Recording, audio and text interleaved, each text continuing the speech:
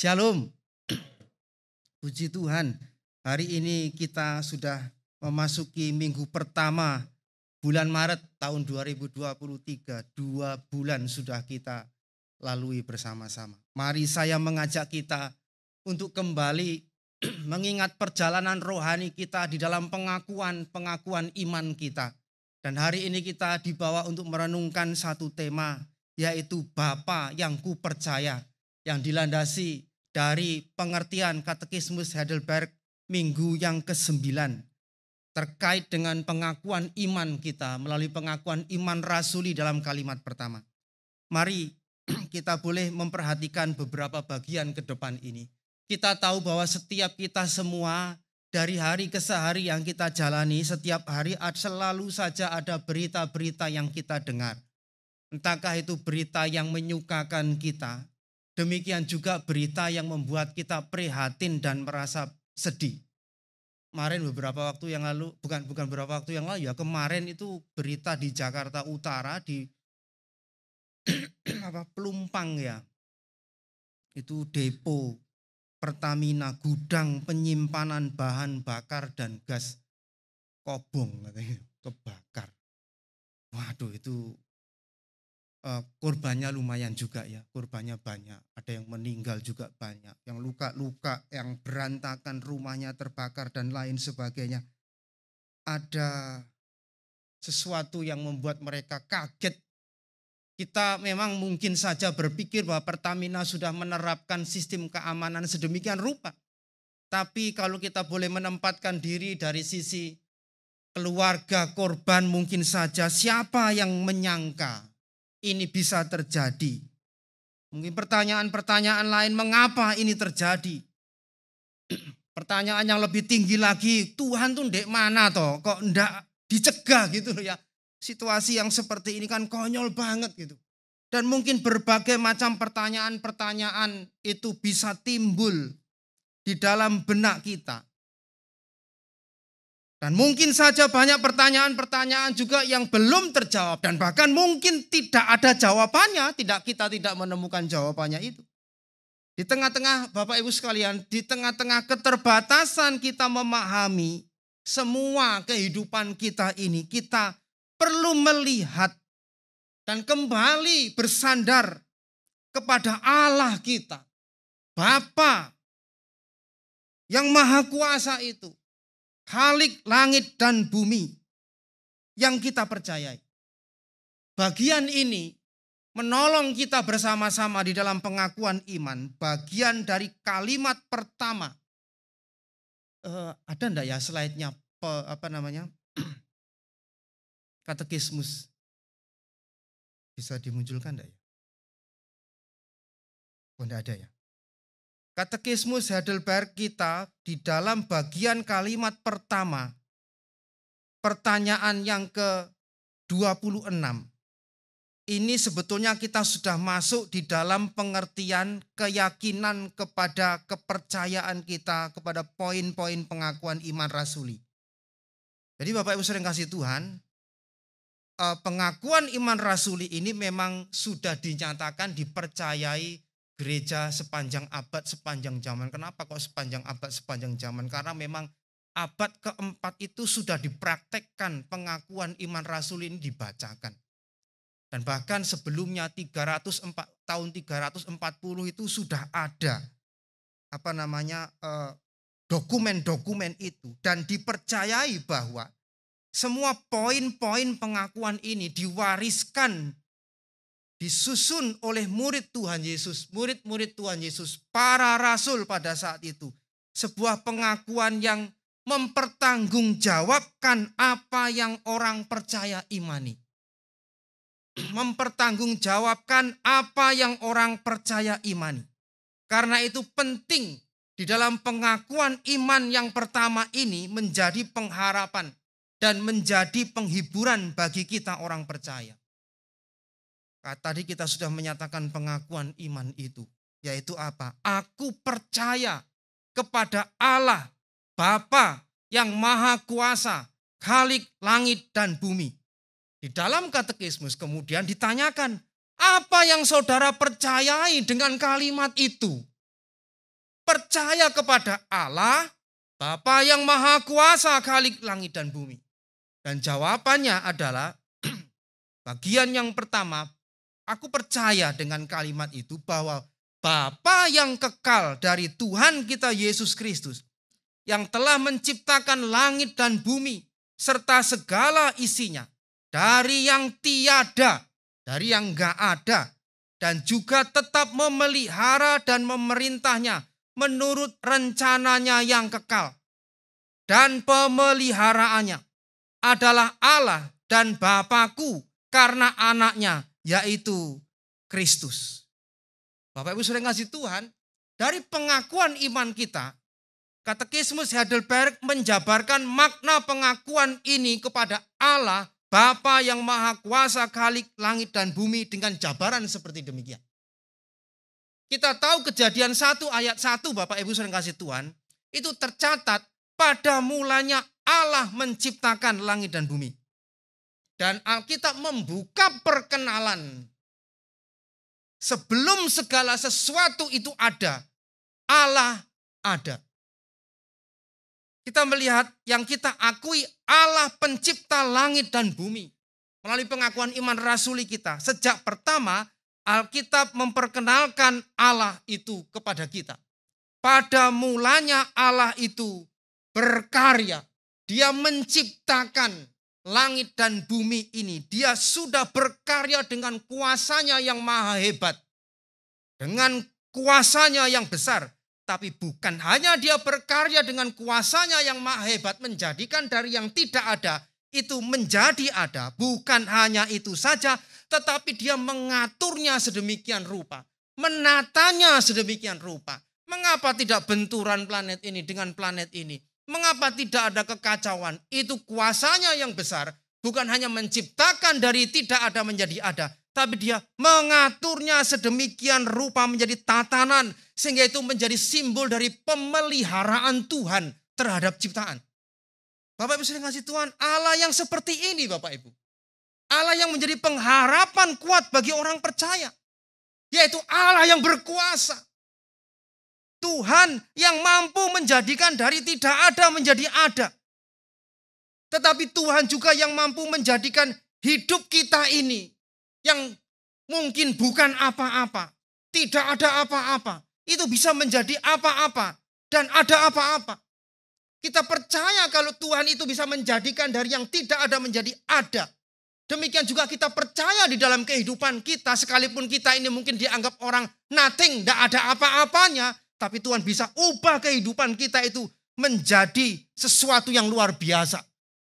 Contoh Alkitab banyak Bapak Ibu sering kasih Tuhan. Bagaimana Tuhan memanggil orang yang tidak ada apa-apanya itu menjadi berkat bagi banyak orang. Abraham waktu dipanggil, apakah karena Abraham ini baik? Apakah karena Abraham ini punya sesuatu yang istimewa? Tidak. Tuhan memanggil Abraham dari lingkungan kehidupan keluarga yang menyembah berhala. Untuk menjadi berkat bagi banyak bangsa. Tuhan panggil Musa, Tuhan panggil Israel, Tuhan panggil seluruh nabi-nabi itu bukan karena mereka itu baik dan memiliki sesuatu yang hebat. Tidak. Dari sesuatu yang berdosa, yang tidak layak, Tuhan jadikan sesuatu yang luar biasa. Menjadi sesuatu yang indah. Itu Bapak Ibu. Dan Tuhan bukan hanya berkuasa menjadikan sesuatu itu lebih baik dan luar biasa. Tapi kita tahu di dalam tatanan tata surya ini. Di dalam semua aturan Tuhan kita melihat di sana bahwa Allah itu memelihara ciptaannya. Allah tidak menciptakan dunia ini setelah itu ya sudahlah diserahkan isinya itu. Dia lepas tangan diserahkan kepada hukum alam. Diserahkan apalagi kepada hukum rimba. Akhirnya begitu dia tidak menyerahkan sepenuhnya semua itu kepada ciptaannya. Tidak. Tapi dia tetap mengaturnya. Dia memeliharanya. Dia menopangnya. Dia aktif bekerja sampai dengan hari ini. Itu pun yang diutarakan oleh Tuhan Yesus dalam Yohanes 5 ayat 17 bahwa Bapakku bekerja sampai sekarang ini. Dan aku pun bekerja. Jadi dia tetap mengawal ciptaannya itu. Dan memelihara ciptaannya itu. Wah, luar biasa Bapak Ibu kalau kita meyakini Allah Bapa, Pencipta yang Maha Kuasa, Khalik langit dan bumi. Apa jadinya jika kita diserahkan kepada ciptaan yang lain Bapak Ibu? Betapa seluruh ciptaan itu akan menjadi semakin liar di dalam keberdosaan itu. Kita akan masuk di dalam hukum rimba. Siapa yang kuat, dia akan dapat. Yang lemah tidak akan ada pengharapan itu. Yang kuat akan semakin congkak. Yang lemah akan merasa semakin tertindas. Tapi puji Tuhan, di balik semua mental dunia yang seperti itu, kita percaya ada Allah yang berkuasa, yang mengatur kehidupan kita. Sehingga sekalipun kita lemah dan sekalipun kita kuat, kita belajar untuk menundukkan diri di hadapan Tuhan dan berpengharapan kepada Tuhan. Puji Tuhan. Allah lah yang memberi makan semua itu. Allah lah ketika tangannya terbuka dapat mengenyangkan seseorang. Di dalam Mazmur pasal 145 ayat 15 ayat 16 di sana diungkapkan Allah lah yang memelihara semua ciptaannya. Yang memberi makan semua ciptaannya. Tangan Tuhan yang terbuka itu, yang berkenan, dia bisa mengenyangkan siapapun. Dia berkehendak. Dan inilah Bapak Ibu yang membuat kita percaya kepada Allah. Menjadi pengharapan kita. Kalau orang di luar sana sederhana ngomongnya wis tolah. Rezekiku wis diatur ambil Gusti, katanya begitu. Allah yang mengatur segala sesuatu. Inilah yang membuat orang percaya tetap memiliki pengharapan kepada Allah. Inilah Allah yang kita percayai sebagai pencipta langit dan bumi. Allah Tritunggal.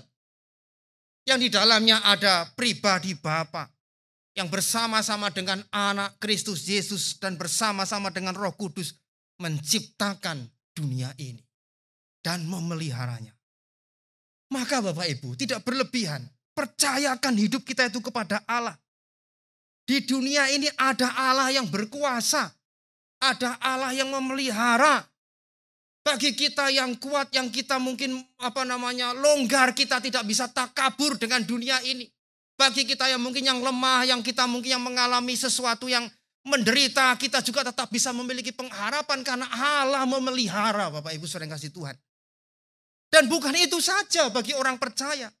Lebih dalam dari itu, di dalam Kristus, Katekismus Heidelberg menyebutkan orang percaya itu dapat menyebut Allah sebagai Bapa Bapak Ibu.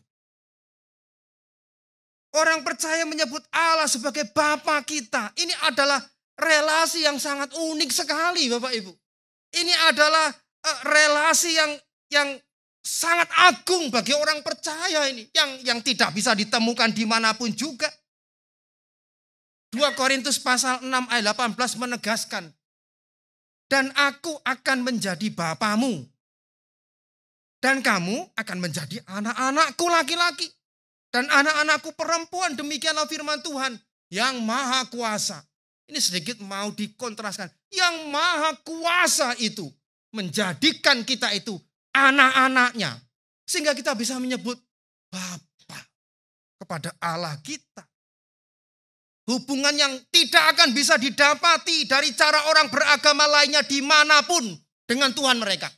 Tidak akan bisa ditemukan. Apa maksud hubungan ini? Kita bisa menyebut Allah yang kita percaya itu sebagai Bapa, Bapak Ibu.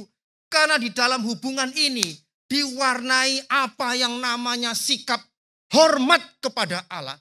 Dan sekaligus sikap cinta kasih kepada Tuhan. Ini penting Bapak Ibu. Allah yang kita percayai itu sebagai Bapa. Kita menaruh rasa hormat kepadanya. Tetapi kita juga ada cinta di dalamnya. Rasa hormat itu Bapak Ibu, kalau tanpa cinta kasih, itu hanya akan membuat jarak kita itu terlalu lebar. Akan membuat jarak kita itu terlalu tinggi dengan seseorang. Sehingga yang ada itu ya cuma rasa ketakutan saja. Dan pengabdian-pengabdian itu seringkali diwarnai dengan transaksional semata. Pengabdian seperti ini akhirnya membuat kita itu tidak bisa berelasi dengan benar, menyebut dia sebagai Bapa.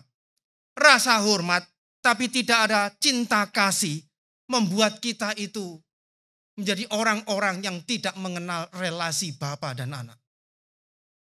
Dan akhirnya kalau kita lihat perumpamaan Tuhan Yesus mengenai anak yang hilang itu, Bapak Ibu. Orang yang menaruh rasa hormat tanpa cinta kepada Tuhan, itu kita itu menjadi seperti anak sulung gitu loh. Anak sulung tidak ada sukacita. Taat, iya taat. Ikut papanya, iya. Tapi tidak ada sukacita, adanya taat. Tapi sebetulnya ada udang di balik batu. Sebetulnya ada maunya. Bahkan kelihatan kan ketika adiknya yang sudah mursal itu kembali bertobat, dicintai oleh papanya, mulai muncul iri. Mulai muncul benci di sana, ada sikap egois muncul. Dan itu terlihat. Itulah cara-cara relasi orang dengan rasa hormat tetapi tidak ada cinta di dalamnya. Sebaliknya Bapak Ibu, kalau kita ada rasa cinta tetapi tidak ada hormat, maka membuat kita itu lama-lama jadi kurang ajar. Mengambil yang tidak seharusnya. Mengambil yang belum waktunya. Tidak bisa menempatkan diri kita. Dan maunya kita itu melakukan segala sesuatu itu untuk maunya diri sendiri. Dan lama-kelamaan kalau dalam perumpamaan itu memang kita menjadi seperti anak bungsu itu. Cinta iya tapi tidak ada rasa hormat. Minta harta sebelum waktunya. Minta ini harta untuk kepuasan dirinya sendiri. Bapak kan sayang toh. Kasih harta untuk kepuasan dirinya. Bapak Ibu Saudara yang kasih Tuhan. Orang Kristen, orang percaya yang ada di dalam Kristus yang menyebut Allah sebagai Bapa itu seharusnya tidak menghidupi cerita kedua ini Bapak Ibu. Kita adalah orang-orang yang bisa menyebut Allah sebagai Bapa dengan rasa hormat kepada Tuhan, dengan cinta kepada Tuhan. Roma pasal 8 ayat 15 Katekismus Heidelberg juga senada di dalamnya. Sebab kamu tidak menerima roh perbudakan yang membuat kamu menjadi takut lagi. Tetapi kamu telah menerima roh yang menjadikan kamu anak Allah.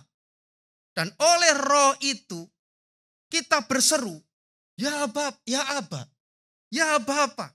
Roh itu bersaksi bersama-sama dengan roh kita bahwa kita ini adalah anak-anak Allah, Bapak Ibu Saudara kasih Tuhan.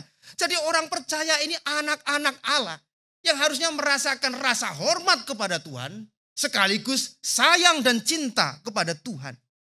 Mengabdi kepada Allah bukan dengan ketakutan. Apalagi menganggap Allah itu seperti yang jauh di sana sebagai majikan yang kejam. Itu apa yang terjadi dalam perumpamaan talenta itu loh. Akhirnya mentalitasnya mentalitas transaksional seorang budak kepada majikan di dalam pengabdian kepada Tuhan. Waktu kita membangun relasi bahwa Allah itu adalah Bapa kita Bapak Ibu. Maka tidak membuat kita itu hidup dalam ketakutan terus. Apalagi curiga kepada Tuhan, suuzon dengan Allah kita. Di dalam melihat semua sisi kehidupan kita. Sebaliknya Katekismus Heidelberg menerangkan jawaban selanjutnya. Aku percaya kepadanya. Bahkan aku tidak meragukan Allah sebagai Bapakku. Wah, Allah sebagai Bapa artinya justru kita menaruh rasa percaya kepada Allah kita. Bapak Ibu, Papa mana yang normal? Papa mana yang baik di dunia ini? Yang tidak memikirkan, yang tidak berupaya, yang tidak memberikan yang terbaik, mengasihi anak-anaknya. Enggak ada. Papa mana yang normal, yang punya niat jahat kepada anak-anaknya? Enggak ada. Tapi memang kadang Anak kecil beda persepsi Bapak Ibu. Sedikit saja keinginannya nggak dipenuhi, nggak dituruti, nangis. Saya kaget anak saya ngomong, papa jahat, papa jelek. Aduh, itu lagi itu ya. Sedikit saja tidak dipenuhi, sudah persepsinya lain. Papa enggak sayang lagi. Papa begini, begitu. Ini mentalitas seperti ini yang bisa dilakukan orang Kristen Bapak Ibu. Saat dia tidak mengerti dan meyakini Allah sebagai Bapa yang mengasihi dia. Di dalam sisi kehidupan yang dia rasa tidak dia terima dari Tuhan yang dia inginkan. Bahkan Bapa yang kita maksudkan itu seringkali itu menjadi Bapa yang dalam angan-angan kita semata. Bapa yang bisa kita atur. Bapa yang menuruti keinginanku. Bapa yang sesuai dengan gambaran saya. Jika tidak, wah, kita sudah gampang sekali curiga kepada Tuhan kita. Sering bertanya-tanya, apa sudah enggak peduli toh? Apa sudah enggak sayang toh? Apa sudah enggak perhatian toh? Apa sudah enggak baik lagi toh? Itu loh Bapak Ibu. Relasi apa seperti itu? Relasi dengan Allah yang demikian seringkali mewarnai relasi kita juga dengan orang lain Bapak Ibu. Curiga. Ada ketakutan di sananya. Baik itu dengan suami, dengan istri, dengan anak, dengan orang tua. Ada loh Bapak Ibu, anak yang curiga dengan orang tua melakukan sesuatu yang jahat terus dalam kehidupannya. Yang tidak mengasihinya, itu ada. Pikiran-pikiran yang terus berkembang, tidak percaya dan rasa curiga ini. Saya pikir bukan hidup seperti ini Bapak Ibu yang seharusnya dibangun dalam iman kita kepada Allah sebagai Bapa kita. Sebaliknya sebagai anak kita percaya kepada Bapa kita. Tidak curiga. Sekalipun ada hal buruk. Sekalipun ada permintaan yang tidak dikabulkan, tidak diizinkan. Tetap ada kepercayaan sekalipun hal yang buruk menimpa kehidupan kita. Ada kepercayaan kepada Allah sebagai Bapa yang mengasihi. Jadi mentalitas kita bukan lagi budak di hadapan majikan yang transaksional Bapak Ibu. Orang percaya ini ketakutan kalau dihukum nanti kalau melakukan kesalahan. Kalau enggak ke gereja, kalau enggak melayani, kalau enggak setia, waduh nanti sial, nanti rezeki dikurangi.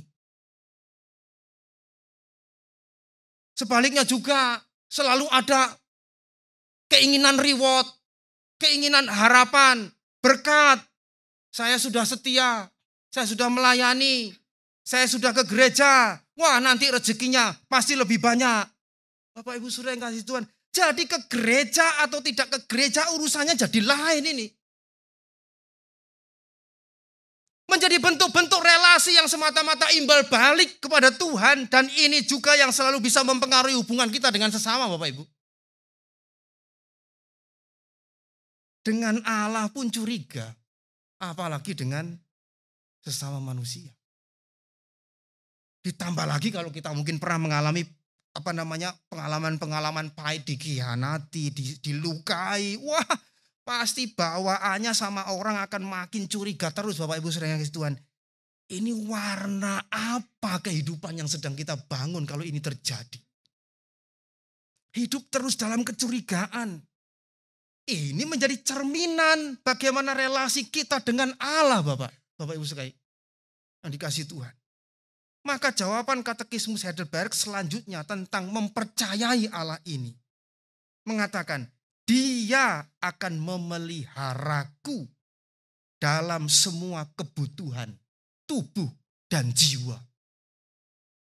Ini rasa percayaku. Bahwa Allah sebagai Bapa ini akan memelihara hidupku baik tubuh ataupun jiwa. Dan untuk hal ini Tuhan Yesus memberi catatan di dalam Matius pasal 6 ayat 25 sampai dengan 26. Karena itu aku berkata kepadamu, janganlah khawatir akan hidupmu. Akan apa yang hendak kamu makan, minum, Dan janganlah khawatir pula akan tubuhmu, akan apa yang hendak kamu pakai. Bukankah hidup itu lebih penting daripada makanan dan tubuh itu lebih penting daripada pakaian? Pandanglah burung-burung di langit yang tidak menabur dan tidak menuai dan tidak mengumpulkan bekal di dalam lumbung. Namun diberi makan oleh Bapamu yang di surga. Kalimat terakhir ini membuat kita malu Bapak Ibu. Bukankah kamu jauh lebih dari burung-burung itu? Ini pernyataan Tuhan Yesus tentang pemeliharaan Allah dalam hidup kita. Yang selalu dikhawatirkan orang di dunia ini. Makan, minum, penghidupan, hal-hal jasmani. Terus khawatir tentang kebutuhan jasmani. Itu semua dalam catatan yang paling bawah itu semua terus dikejar-kejar oleh bangsa-bangsa yang tidak mengenal Tuhan. Tuhan Yesus memberikan keterangan seperti itu Bapak Ibu sering kasih Tuhan. Yang dicari bangsa-bangsa yang tidak mengenal Allah itu kamu terus khawatirkan, terus khawatirkan. Sehari-hari terus dikhawatirkan. Ya jangan naif lah Kak Tanto. Kita ini butuh semua itu. Iya benar Bapak Ibu. Lalu apa arti perkataan Tuhan Yesus ini? Malu kita dengan janji pemeliharaan Allah ini. Burung dipelihara, burung gak nanam, gak ini dikasih makan oleh Tuhan. Bukankah engkau jauh melebihi burung itu? Loh. Inilah artinya Bapak Ibu. Bagi kita. Mengapa gereja tidak perlu propaganda menekankan dan mengejar terus urusan jasmani? Di dalam segala pembinaan kita. Dan seringkali Injil itu sudah direduksi. Injil itu sudah dikikis. Dengan promo-promo janji prosperity jasmani bagi pengikutnya. Ikut Yesus. Usaha nanti akan bangkit. Ikut Yesus. Nanti akan gak kena penyakit. Ikut Yesus. Wah nanti kita tidak akan kena COVID. Ikut Yesus. Masa depan cerah. Ikut Yesus. Cita-cita akan terwujud. Apa begini tujuan orang ikut Yesus Bapak Ibu? Kayaknya kita perlu pikir ulang deh. Soal ini. Tuhan memelihara kita. Ya, amin. Saya pun mengamini. Tetapi bukan juga itu yang menjadi fokus hidup Kristen. Yang tidak cari, yang tidak tanam, Tuhan kasih makan. Jadi lalu fokusnya di mana? Semua hal di atas dalil-dalil yang tidak bisa kita hidupi Bapak Ibu. Tidak bisa kita hidupi, tidak ada kehidupan Kristen yang selalu luput dari sengsara dan derita itu enggak ada. Enggak ada kehidupan sekalipun orang Kristen yang tidak pernah mengalami sakit itu enggak ada. Enggak mungkin itu. Itu enggak bisa dihidupi. Terlalu konyol jika gereja selalu mengatakan di dalam Yesus tidak kena penyakit. Omong kosong itu Bapak Ibu. Enggak ada Alkitab itu menyatakan demikian. Mulus semua, tanpa kesulitan. Tidak ada Bapak Ibu. Orang percaya itu dengan orang di dunia ini sama-sama hidup di dalam dunia yang susah. Sama-sama juga mengalami hal yang sama. Kesulitan, sakit penyakit, pergumulan, juga ada kebahagiaan. Sama-sama. Yang membedakan itu Bapak Ibu Saudara yang kasih oleh Tuhan, orang percaya meyakini apapun yang kita alami itu mendatangkan kebaikan bagi orang yang mengasihi Tuhan. Amin. Katekismus Heidelberg mengabarkan lagi, menegaskan lagi, mengkonfirmasi lagi. Dan juga mengubah segala bencana yang ditimpakannya atasku di dunia yang penuh sengsara ini menjadi kebaikan untukku. Itu keyakinan Katekismus Heidelberg terhadap Allah sebagai Bapa itu. Dan dilegalisir oleh catatan Alkitab di dalam Roma pasal 8 ayat 28. Kita tahu sekarang bahwa Allah turut bekerja dalam segala sesuatu untuk mendatangkan kebaikan bagi mereka yang mengasihi Dia, yaitu bagi mereka yang terpanggil sesuai dengan rencana Allah. Puji Tuhan. Tapi pertanyaannya yang jauh lebih penting itu adalah mendatangkan kebaikan. Kebaikan apa itu? Kebaikan apa, Bapak Ibu? Ada orang cerita, wah, mau boarding pass naik pesawat terlambat. Tinggal penerbangan. Dia sedih karena ketinggalan pesawat. Setelah itu, enggak lama setelah itu, nomor penerbangan pesawat yang dia miliki itu juga dikabarkan mengalami kecelakaan pesawat. Lalu kita mengatakan, Tuhan bekerja dalam segala sesuatu untuk mendatangkan kebaikan. Apakah itu? Apakah itu, Bapak Ibu? Ada yang mau beli toko. Wah, cocok ini. Letaknya ya bagus, strategis. Wah, sudah deal-dealan gitu. Kok ada yang nyerobot? Enggak jadi kita beli karena diserobot orang lain. Wah, kita marah gitu. Wah, janjian kok dikasihkan orang lain. Tapi enggak lama setelah itu, orang ini mendapat justru tempatnya lebih besar,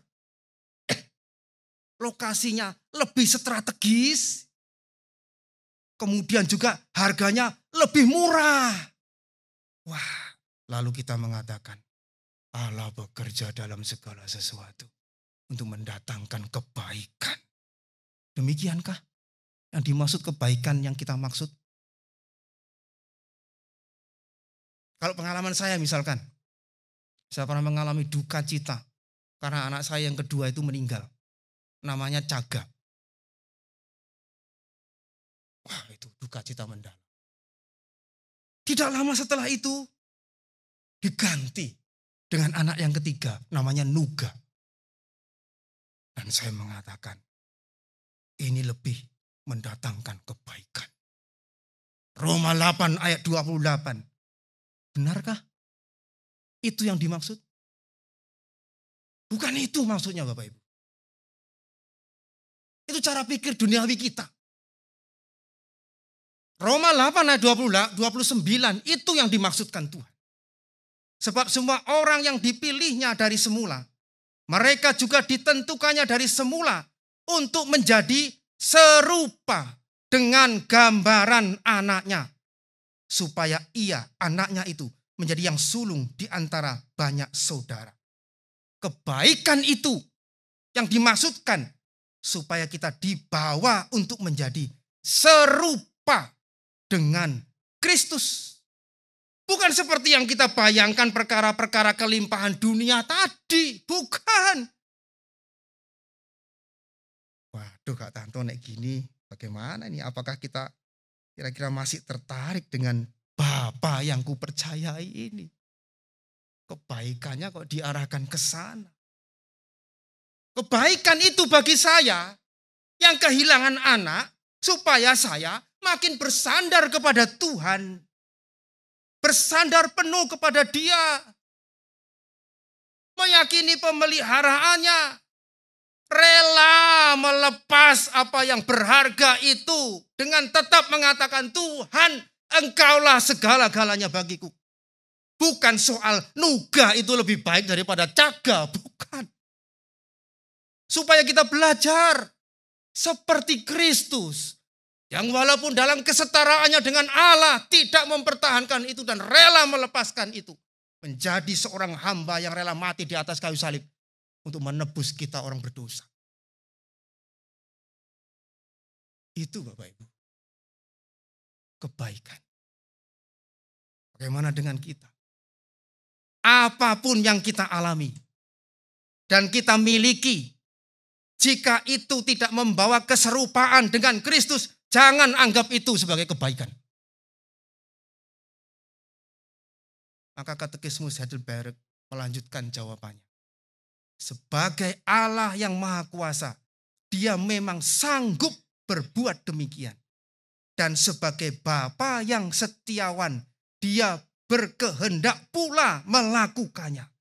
Ini Bapak Ibu, orang percaya kemudian meyakini bahwa Allah akan memberikan yang baik. Catatan Matius pasal 7 ayat 11 juga mengatakan Allah yang baik ini akan memberikan yang baik. Yang akan membawa kebaikan di dalam pandangan Tuhan. Bukan di dalam persepsi kita sendiri Bapak Ibu. Dan Allah itu akan terus membentuk kita serupa dengan Dia. Tadi nyanyian kita, ku mau serupamu, itu kebaikan-kebaikan yang akan muncul di dalam pembentukan Tuhan dalam kehidupan kita. Sekalipun kita melewati kesusahan, tetapi juga seringkali juga Tuhan membawa kebaikan melewati kelimpahan demi kelimpahan. Melewati sukacita demi sukacita. Tetapi juga kadang melewati kesusahan demi kesusahan. Semua itu sesuai dengan bijaksana Tuhan lah. Ia berkuasa melakukan dengan caranya Bapak Ibu. Maukah kita yang kita alami dan miliki pada saat ini menjadi sarana yang baik, terbaik untuk membawa kita makin hari makin serupa dengan Kristus. Itu kebaikan yang Tuhan sedang bentuk dalam kehidupan kita. Kiranya Bapa yang kita percayai terus membimbing kehidupan kita semua. Tuhan memberkati. Amin.